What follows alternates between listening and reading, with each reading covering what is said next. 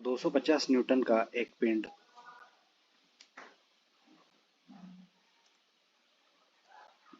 खुरदुरे क्षैतिज तल पर रखा हुआ है जिसका घर्षण गुणांक 0.25 है। उस बल का परिमाण ज्ञात करो जो क्षैतिज के साथ 30 डिग्री के कोण पर कार्य करते हुए पिंड को स्थानांतरित कर सकता है। इस क्वेश्चन में हमसे ये पूछा गया है कि एक वस्तु है जिसका वेट 250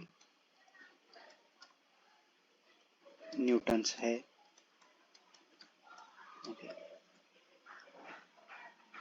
और घर्षण गुणांक का मान हमें दिया है 0.25। हमसे ये कह रहा है कि हमें वो फोर्स निकालना है जो कि 30 डिग्री के एंगल पर लगे और वो फोर्स उस वस्तु को जस्ट मूव करा सके। उस फोर्स की वैल्यू निकालनी। तो माना कि वो फोर्स क्या है, P। अब इस तरीके के क्वेश्चन को सॉल्व करने के लिए हम क्या करेंगे, जो ये P फोर्स है, इस मिनिमम फोर्स को निकालना है।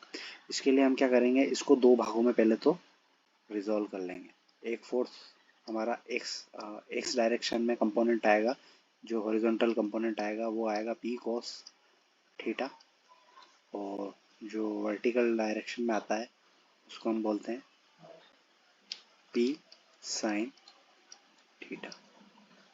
अब यहाँ पर जो रिएक्शन होगी वो रिएक्शन क्या होगी, वो रिएक्शन होगी हमारी R।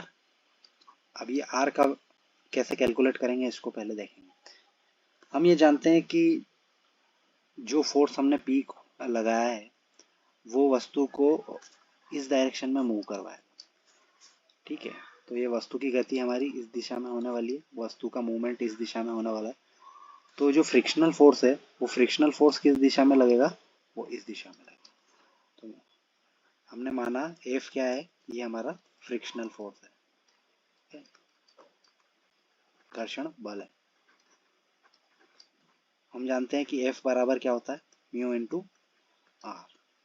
ओके, अब यहाँ पर हमें क्या निकालना है, R। R क्या होगा, तो R हमारा होगा 250 जो इसका वेट है, माइनस, अब ये माइनस क्यों लगाया हमने, क्योंकि ये P sin थीटा जो है वो अपवर्ड एक्ट कर रहा है। तो P sin थीटा, इसको हम ऐसा भी लिख सकते हैं, R equal to 250 minus P theta की जगह पर sin 30।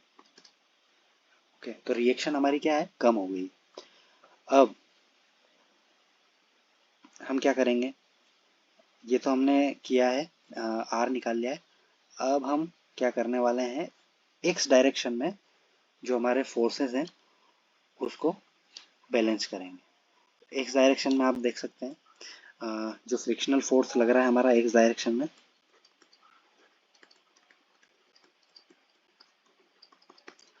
ये फ्रिक्शनल फोर्स है, ये किसके बराबर होना चाहिए, ये होना चाहिए हमारा जो P cos थीटा के बराबर। ओके, हम ये लिख सकते हैं, F की जगह क्या लिख सकते हैं, म्यू इंटू आर। ये किसके बराबर होगा, P cos थीटा। ये हमने कहाँ से लिखा, म्यू आर, इस इक्वेशन से, तो इसको मैंने इक्वेशन 1 नाम दे दिया। अब R की वैल्यू बस हमको पुट करनी है। ओके, R की वैल्यू कहाँ से पुट करनी है, तो हम यहाँ से R की वैल्यू पुट करेंगे। म्यू की जगह R की जगह पे मैंने लिख दिया 250 minus P sin 30 is equals to P cos theta क्या है हमारा 30।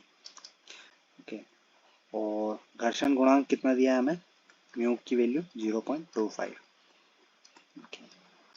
Minus P sin 30 is equals to P cos 30।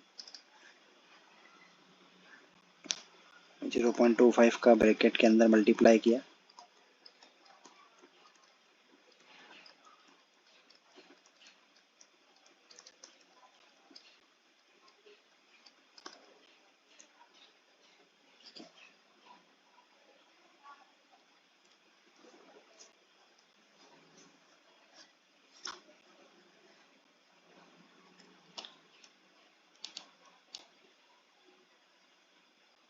इसको सॉल्व कर लेते हैं। 0.25 इंटू 250, पी वाली टर्म को एक साथ लिख लिया, cos 30 plus 0.25 into P into sin 30। इसको मल्टीप्लाई किया तो आया 62.5।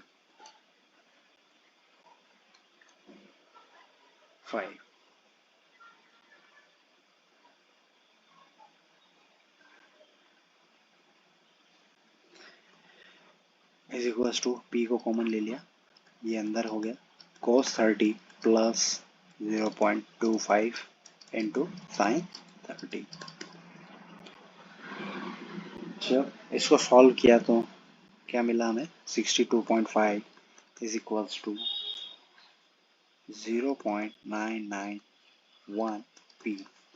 तो पी बराबर हम लिख सकते हैं 62.5 बाय 0.991 इज इक्वल्स टू, इसको सॉल्व करेंगे तो आएगा 63.06 न्यूटन्स।